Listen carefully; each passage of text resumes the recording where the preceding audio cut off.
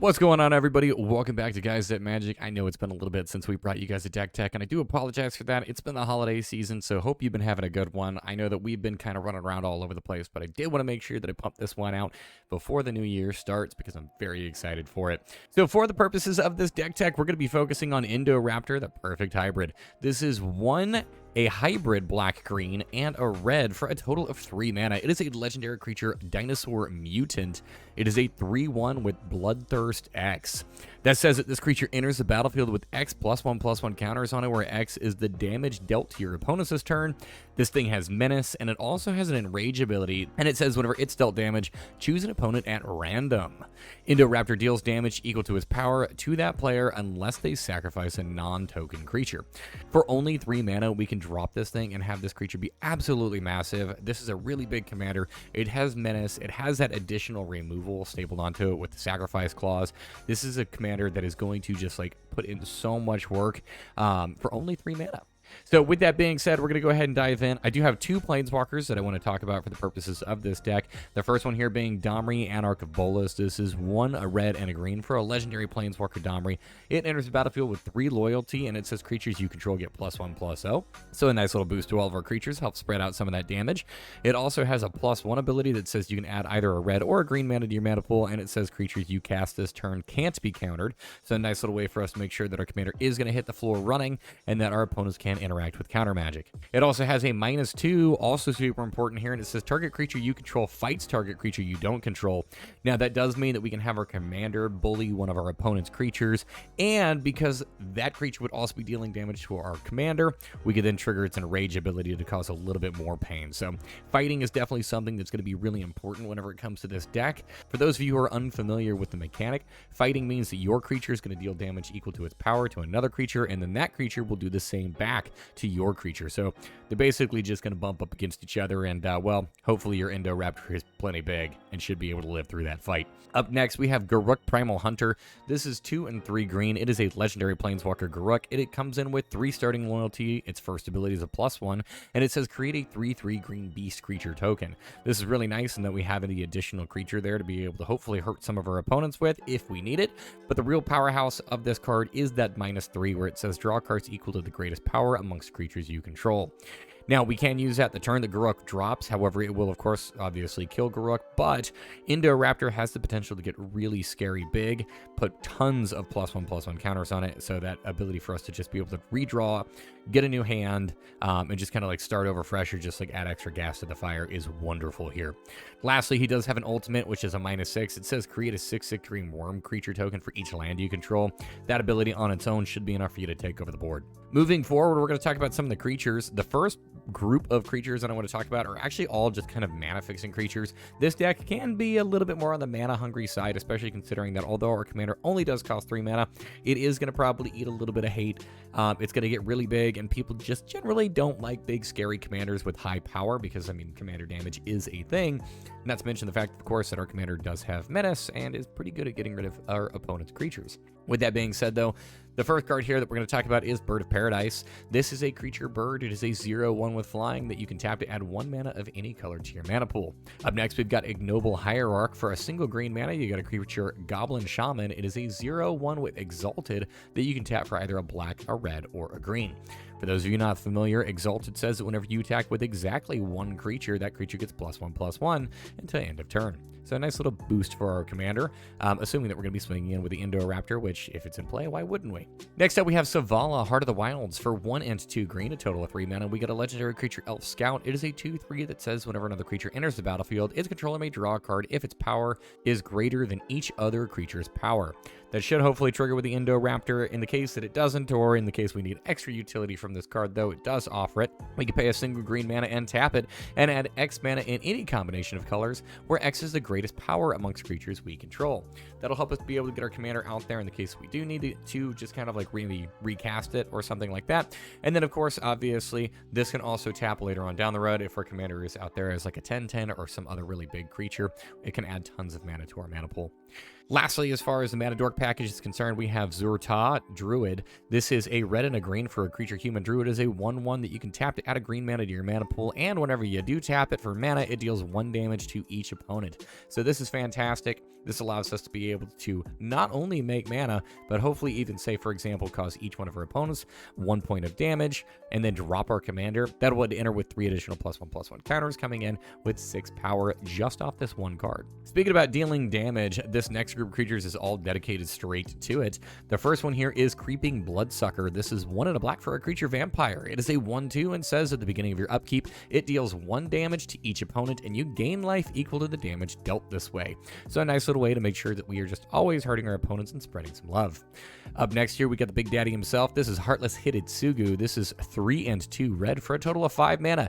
This is a legendary creature, Ogre Shaman. It is a 4/3, and it says you can tap it, and Heartless Hidetsugu deals damage to each player equal to half that player's life total rounded down. Do keep in mind, Heartless Hidetsugu is a massive hate generator. Typically, people are very afraid of this thing actually ever tapping because there goes half their life. But the wonderful thing here is, assuming that each player has, say, 40 life, that means each one of your opponents is going to lose 20, so Indoraptor would come in with 60 +1/+1 counters on it.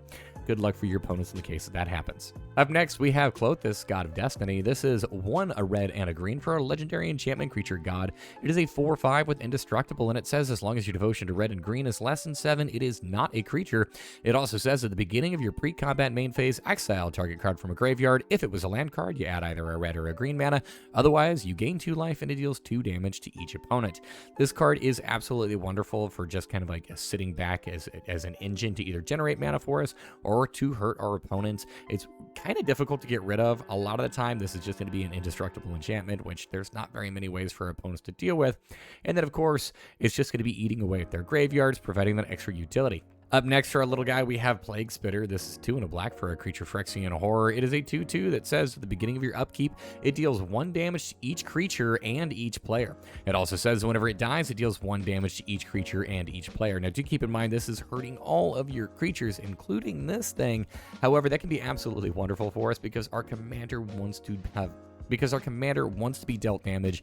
It wants to hurt so that it can hurt our opponents. This also, of course, does double duty. It hurts our opponents in the case that our commander is not yet out in play, so hopefully our commander would enter with a couple more +1/+1 counters.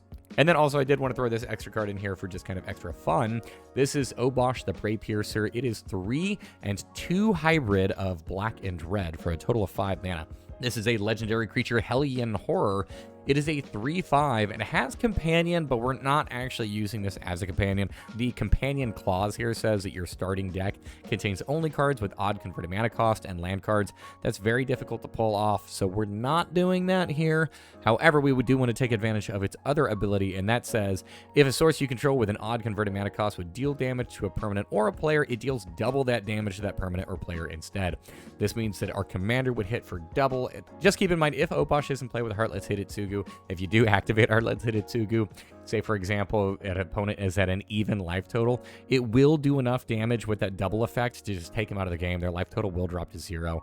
This does include you as well, because you're going to be dealing damage to yourself with Heartless Hidetsugu as well. So just kind of keep in mind, you don't want to tap them down unless you're at an odd life total, in which case you're going to be taking out a couple of your opponents, and then you're just going to be left at 1. But, I mean, hopefully at that point your commander can finish them off, or one of your other little small things will be able to put in the work to just kind of finish your opponent off from there. Of course, this is a dinosaur deck, and I don't know where we would be if we didn't include more dinosaurs in it to help support our commander. So this next group of creatures is going to be dedicated purely to that. We're going prehistoric. The first card here is Forerunner of the Empire. This is 3 and a red for a creature human soldier. It is a 1/3 and says whenever it enters the battlefield, you may search your library for a dinosaur card, reveal it, then shuffle your library, put that card on top of it. It also says whenever a dinosaur enters the battlefield under your control, you may have Forerunner of the Empire deal 1 damage to each creature. This is absolutely wonderful. It tutors and it also works with our Enrage abilities. So fantastic card here. Absolutely love this one. Probably my favorite include in the entire deck, not because it's necessarily necessarily all that great, just because I've really been wanting to play around with this card, and I finally found a home for it, is Labyrinth Raptor. This is a black and a red for a creature, Nightmare Dinosaur. It is a 2/2 with Menace. It says, whenever a creature you control with Menace becomes blocked, defending player sacrifices a creature blocking it. So this works really well. Not only does this obviously have Menace, but our commander does too, and this thing, obviously, on top of that, it's a dinosaur. So, I mean, like, rawr, it fits in, right? It also has an ability for a black and a red, and it says creatures you control with Menace get +1/+0 until end of turn. If you got a bunch of just, I don't know, mana sitting around and you have nothing to do with it, of course you can sneak it in here. But I mean, the third ability on the card, not necessarily all that great. Really looking for that second one.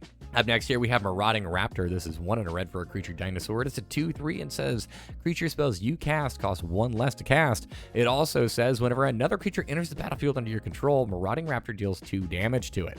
If a dinosaur is dealt damage this way, Marauding Raptor gets +2/+0 until end of turn. Keep in mind, there are a couple creatures in your deck that this actually just kind of nullifies. It will kill them whenever the ETB. However, this does trigger our Enragers, which is really nice. There's a couple others that we're getting ready to come across, not only just with our commander, obviously, itself, but we got some other dinosaurs in here too.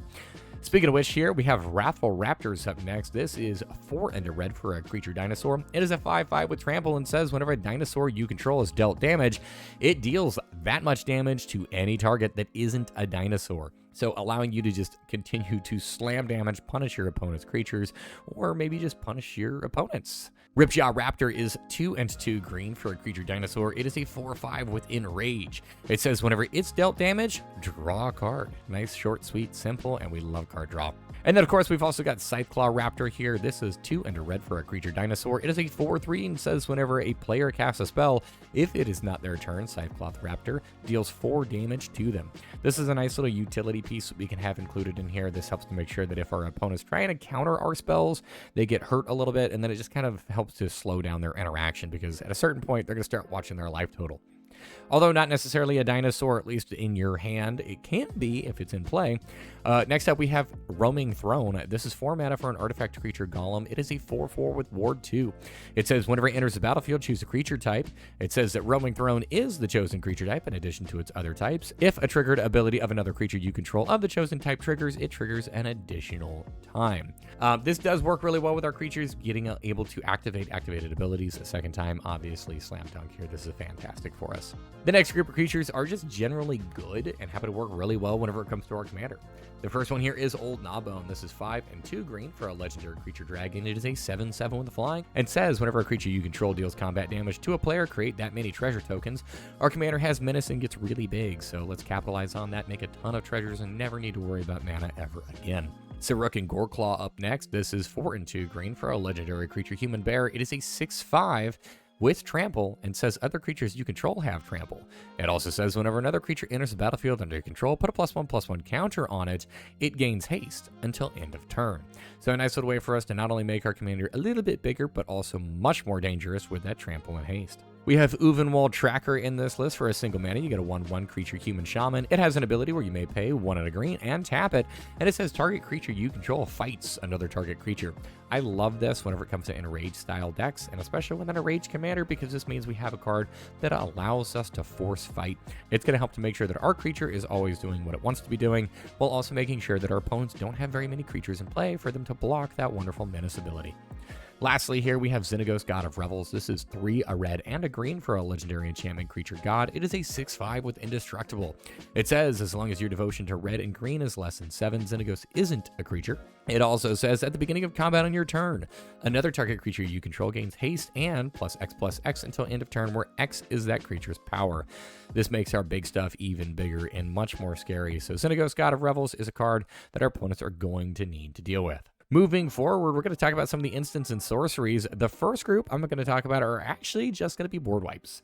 So the first one here is Blasphemous Act. This is 8 and a red for a sorcery. It says this spell costs 1 less to cast for each creature on the battlefield, and it deals 13 damage to each creature. Do keep in mind this is going to hit your creatures as well. However, that is totally fine because this is a damage-based board wipe. If our commander's in play, this means that our commander would still be getting dealt damage, so we'll get a trigger off of that. And there is a possibility that our commander may actually have more than 13 counters on it. So our commander could be just free reign, capable of swinging in without any of those little pesky blockers. Chain Reaction is 2 and 2 red. It says it deals X damage to each creature, where X is the number of creatures on the battlefield. Same kind of thing here that I mentioned with Blasphemous Act. It's going to be dealing damage, which is wonderful for these kinds of board wipes in this deck. It's going to help us out with those Enrage. And then lastly, of course, obviously, our commander might actually still survive this. Generally speaking, Chain Reaction, however, does have a tendency to hit for quite a bit, especially if your opponents are playing around with things like tokens. So just kind of keep an eye on it. There's a pretty solid chance that your commander might die, but you never know. It can come up. Lastly here, of course, we have Chandra's Ignition. This is 3 and 2 red for a sorcery. It says target creature you control deals damage equal to its power to each other creature and each opponent. Not only is this going to be a board wipe, this is just probably going to be an outright win condition. If our commander is big enough, Chandra's Ignition, being able to deal damage to each opponent based on a commander's power, is probably just going to kill him. Our commander, Indoraptor, can get really, really big. This next group of sorceries are dedicated to our mana package, just making sure that we have access to all those wonderful colors and making sure that we have, well, enough mana to cast the things that we need to cast. First card here is Farseek. This is 1 and a green for a sorcery that says search your library for a plains, island, swamp, or mountain card, put it onto the battlefield, tap, then shuffle. We've got Nature's Lore for 1 and a green. It's a sorcery that says search your library for a forest card, put the card onto the battlefield, then shuffle your library. And we also have 3 visits. For 1 and a green, you get a sorcery that says search your library for a forest, put that card onto the battlefield, then shuffle. Up next, we have a little bit of a removal package. This removal package is a little bit unique, and it's definitely sculpted more so to this deck. You're going to see why when we start talking about this first one here, which is Bushwhack. For a single green mana, you get a sorcery that says choose 1.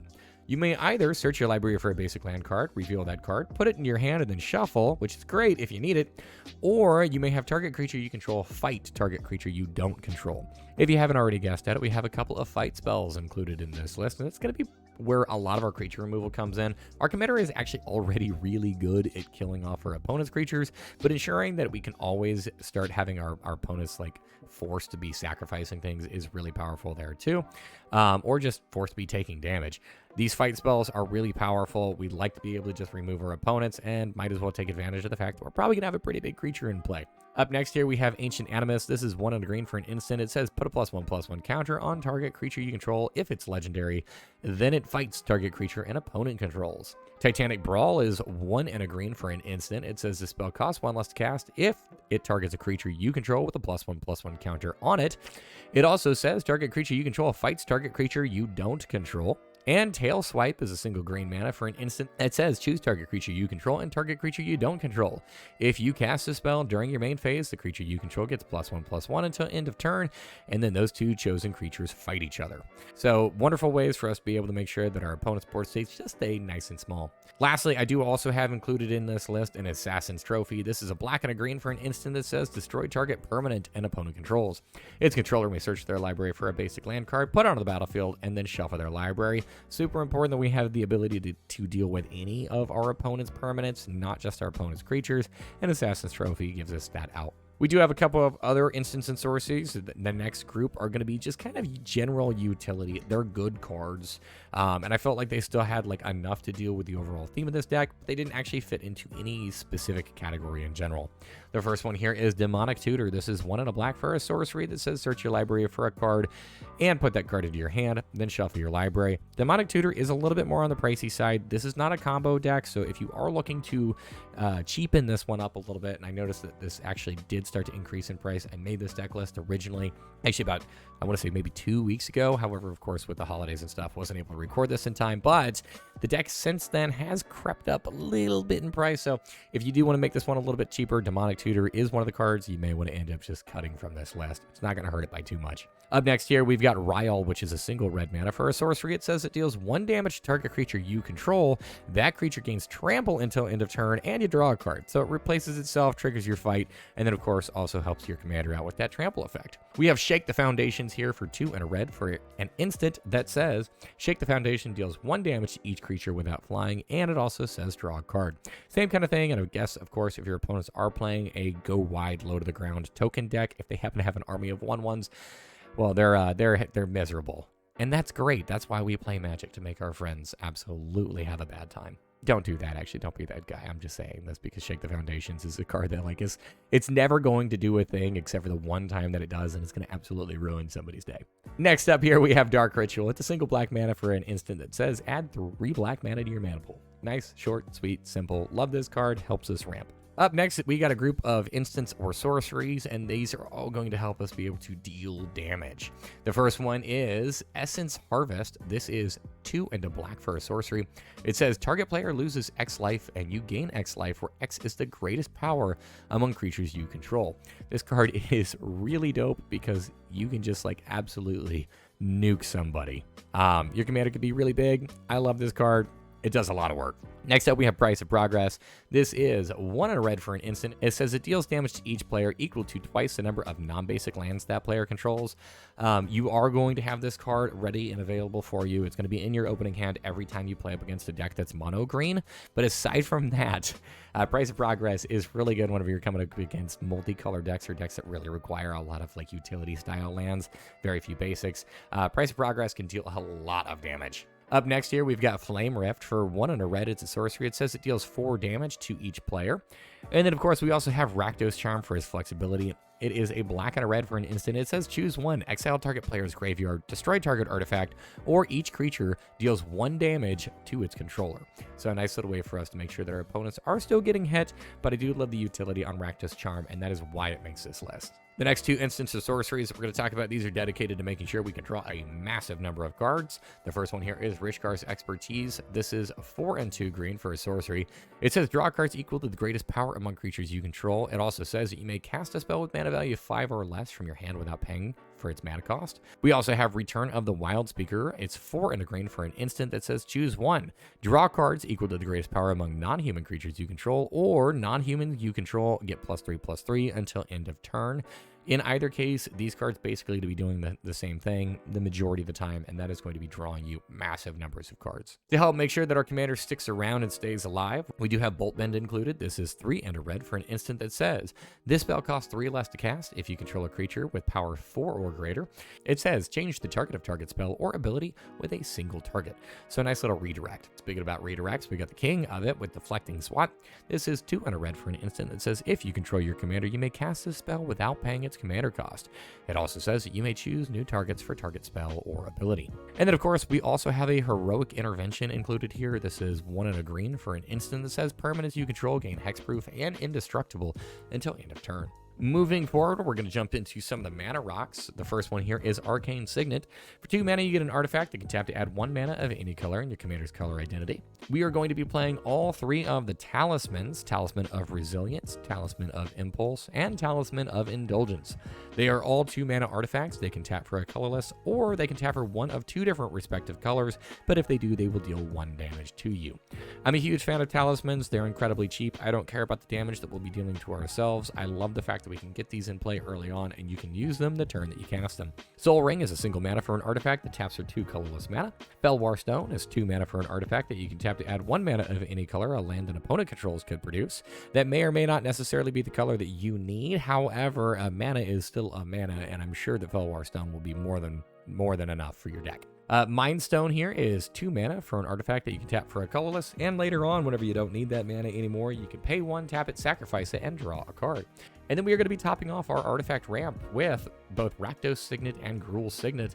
These are both 2 mana artifacts that you can pay 1 to add both either a black and a red, or a red and a green. Black and red for the Rakdos Signet, green and red for the Gruul Signet. So do keep in mind these cards do require that you be able to feed some mana into them, but I mean, they do tap later on for 2 mana, which is pretty nice. There are 2 other artifacts. There are more than 2 other artifacts. The next 2 artifacts we're going to talk about here are equipment that I think really works well with our commander. The first one here is Basilisk Collar. For a single mana, you get an artifact equipment that says the equipped creature has Death Touch and Lifelink, and it's got an equip cost of 2. Death Touch here is just kind of comical. We probably won't need that, but I do love the fact that this can give us some lifelink. There's a really good chance that not only are we going to be hurting ourselves, we're going to be hurting our opponents for a lot, and we might generate a little bit of hate for that. Of course, obviously, the best way to offset that is if we are attacking in with a commander with, say, like 20 power and lifelink. that'll help that'll help to stabilize this pretty quick. Of course, we also have Loxodon Warhammer in this list as well. Then this is 3 mana for an artifact equipment. It says the equipped creature gets +3/+0 and has trample and lifelink. It's got an equip cost of 3. I do like the trample here quite a bit. It allows our commander to start making sure that no amount of blockers is enough blockers. And then of course lifelink, just like what I mentioned on the last card, super helpful. The last artifact we have included in this list is the Ozolith. This is a single mana for a legendary artifact. It says whenever a creature you control leaves the battlefield, if it had counters on it, put those counters on the Ozolith. And at the beginning of combat on your turn, if the Ozolith has counters on it, you may move all counters from the Ozolith onto target creature.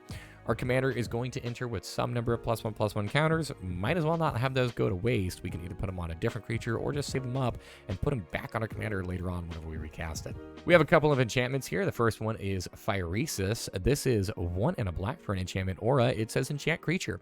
Enchanted creature has infect. This is a wonderful way for us to make sure that we're going to close out the game pretty quickly. Our commander should be able to kill incredibly fast, especially considering it may have infect if we have this card. Up next here, we have Uncivil Unrest. This is 4 and a red for an enchantment. It says non-token creatures you control have Riot, meaning that they either enter the battlefield with a choice of a +1/+1 counter or with haste. It says if a creature you control with a +1/+1 counter on it would deal damage to a permanent or a player, it deals double that damage instead. Our commander is almost always going to have that counter on it, so we probably don't need to have the Riot trigger for the +1/+1 counter. We could probably just go for the haste the majority of the time, and that's going to be really powerful. Utopia Sprawl is a single green mana for an enchantment aura. It says Enchant Forest. It says whenever it enters the battlefield, choose a color, and whenever the enchanted forest is tapped for mana, its controller adds an additional 1 mana of the chosen color. So nice little ramp spell. We have Rhythm of the Wild, which is 1, a red and a green for an enchantment that says creature spells you control can't be countered. And it also says non-token creatures you control have Riot. It's the same thing that I mentioned and read off earlier with that Uncivil Unrest. We have Pyrohemia as a way for us to just be able to make sure that our opponents are really having a bad day. This is 2 and 2 red for a total of 4 mana. It is an enchantment that says at the beginning of your end step, if there are no creatures on the battlefield, you have to sacrifice Pyrohemia. Pyrohemia also, of course, has an ability where you can pay a single red mana and have it deal 1 damage to each creature and each player. So you're hurting your opponents and you are also triggering your Enrage. Next up, very similarly, we do have Pestilence. Pestilence is 2 and 2 black for an enchantment. And then, of course, we do also have its color-skewed cousin in Pestilence. This is 2 and 2 black for an enchantment that says, at the beginning of your end step, if there are no creatures in play, you do have to sacrifice Pestilence. However, Pestilence has a wonderful ability where you can pay a single black mana, and it says it deals 1 damage to each creature and each player. So, same kind of thing as Pyrohemia, just different colors, and you're going to sink a different color into the mana ability here, but ultimately the same kind of outcome. Moving forward, we're going to talk about some of the lands that are going to help this out. The first group of lands I'm going to talk about, these are all going to be in here for color fixing, making sure that we have every color that we could possibly hope for, and making sure that our commander is something that we have access to over the course of the entire game. The first one is Blightstep Pathway. We are also going to be throwing in, of course, Crag Crown Pathway and Darkboar Pathway. The Pathway lands, the way that these work is you can put them into play either for their front half or their back half, and they can tap for one of 2 different colors of mana respective to whichever side you had enter. These are really powerful. They allow you to fix your mana a little bit. Just kind of keep in mind with them. Once you have it interplay and make your declaration of like what side you're choosing, there's no takesy backsies, so it will only ever tap for that 1 color of mana. We do have Dragon Skull Summit, as well as the rest of the check lands here, to include Rootbound Crag and Woodland Cemetery. The way that these lands work is that they care about one of 2 different specific basic land types. And if you happen to have at least one of those 2 basic land types in play, they are good to go. They enter the battlefield untapped, and then, of course, you can tap them for either one of 2 different colors. So, for example, Woodland Cemetery cares about swamps and forest, and you can tap for either a black or a green and enters the battlefield untapped if you have a swamp or forest already in play. Up next, we have a couple of lands that tap for, well, any color that we care about. The first of which is Command Tower itself. This is a land that you can tap to add 1 mana of any color in your commander's color identity. Up next, we have Exotic Orchard. This is a land that you can tap to add 1 mana of any color that a land that opponent controls could produce. We have Savage Lands, which always enters the battlefield tapped, but later on it can tap for a black, a red, or a green. And we also have Ziatora's Proving Ground, which is a land that is a swamp, mountain, and a forest, which makes it a little bit easier to fetch. It also says that it enters the battlefield tapped. It can tap for either a black, a red, or a green, and if you don't need this, you can cycle it away by paying 3. We next up have Deathcap Glade, Haunted Ridge, and Rockfall Vale. These are all part of the cycle as well. The way that these lands work is that they enter the battlefield tapped unless you control 2 or more other lands, which is totally fine. Obviously, it's not that great whenever it comes to turn 1 or turn 2, but any point later on past that, these lands are fantastic, and they can all tap for one of 2 different colors of mana. So Rockfall Vale will tap for either a red or a green, Haunted Ridge, either a black or a red, and then Deathcap Glade, either a black or a green. Firelit Thicket is going to be included in this list. This is land that you can tap for a colorless, or you can pay either a green or a red, tap it, and either add 2 red, 2 green, or a red and a green to your mana pool. We have all 3 of the Pain lands included here as well. Those are Collusion Forest, Llanowar Wastes, and Sulphurous Springs. So these are really powerful lands. You can tap them for a colorless, or you can tap them for one of the 2 different respective colors on the card, and it'll deal 1 damage to you. So nice little mana fixing. I don't care about the life loss. I do care about mana fixing and being able to make sure that we have the colors that we need. These are fantastic cards. Don't shy away from that damage. We also have Luxury Suite, Spire Garden, and Undergrowth Stadium, all 3 once again, part of a cycle. These are the bond lands. They say that whenever they enter the battlefield, they enter the battlefield tapped unless you have 2 or more opponents, which is wonderful in a game of EDH. Chances are you probably will meet that clause. And then they can tap for one of 2 different colors, respectively. Undergrowth Stadium can tap for a black or a green, Spire Garden a red or a green, and Luxury Suite a black or a red. We have 2 shocklands included in this list, the first of which is Overgrown Tomb, the second being Stomping Ground. Overgrown Tomb is both a forest and a swamp, and Stomping Ground is both a mountain and a forest. They say that whenever they enter the battlefield, you may pay 2 life. If you don't, they enter the battlefield tapped, and Overgrown Tomb can tap for either a black or a green, and Stomping Ground can tap for either a red or a green. It's a nice little bit of mana fixing there. Moving forward, we do have 2 lands that tap for colorless and just kind of provide a little bit of utility here. The first of which is Reliquary Tower. It says you have no maximum hand size and it can tap for a colorless. It's not going to come up super often, but there are some really powerful draw engines in this list, allowing you to draw through quite a bit of cards, assuming that your commander is in play. Reliquary Tower will make sure that you don't have to discard any of those cards because you'll have no maximum hand size. War Room is also a land that I just absolutely love. If you've seen any of my videos, you're probably getting tired of me including this in literally every single list. Don't worry, someday I'll make a 5-color deck, and War Room is not very good there. But that's not today. So War Room is a land that you can tap for a colorless, or you can pay 3 mana, tap it, and pay life equal to the number of colors in your commander's color identity and draw a card. Yes, I know, that is 3 mana and 3 life to draw a card.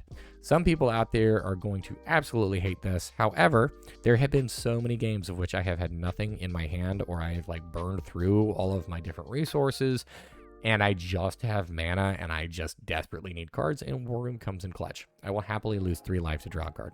And then, of course, to wrap this up, we are going to be moving on to the basic lands. We have 5 forests, 3 mountains, and 3 swamps. All in all, I think this deck is quite a bit of fun. This is just kind of like a go make your own gigantic creature and absolutely just punish your opponents with it. I have made a couple of other decks for this channel, and then I think I don't know if I actually have published the other deck for this channel. Maybe that's something that if you guys are interested in, I can go ahead and push out there. But this deck does remind me of Yargle and Multani, and then also Marika.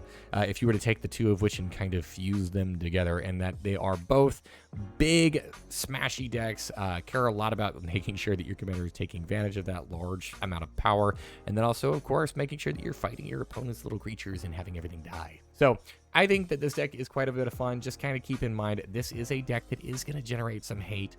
So don't be upset whenever your commander dies for the 2nd or 3rd or 4th time. Luckily for you, it starts off at only 3 mana, so it's not going to take a whole lot to be able to get back in play. Also, this deck, I do build most of them with about a $350 price range. Like I said earlier on, I built this deck about 2, maybe 3 weeks ago. Whenever this card was first spoiled. Holiday season obviously kind of messed with us pushing this video out.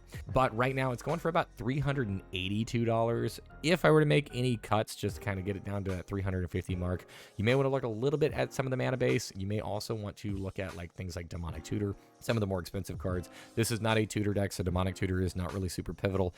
And as far as mana fixing, this deck actually is pretty solid whenever it comes to its overall mana spreads. You don't need quite as many of the pricey lands. You can get away with dropping some of the shocks, maybe dropping some of the bonds if you need to just kind of soften the blow and make this deck a little bit cheaper to where you want it to be. With that being said, though, we absolutely love all of your feedback. Make sure you comment down below. What other legendary creatures do you want us to do deck techs on?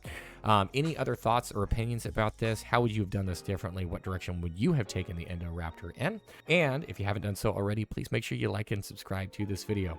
We've also got a Patreon that we've gotten recently started. We got a couple goodies going on over there, so make sure you check that out if you're interested and want to provide some extra love and support. And then also, we are on other social media platforms. We are on Instagram, we are on TikTok, and we are also on Twitter. So make sure that you subscribe and follow us on those three. Thank you so much again. I hope you have a wonderful day, and this has been Guys That Magic. Peace.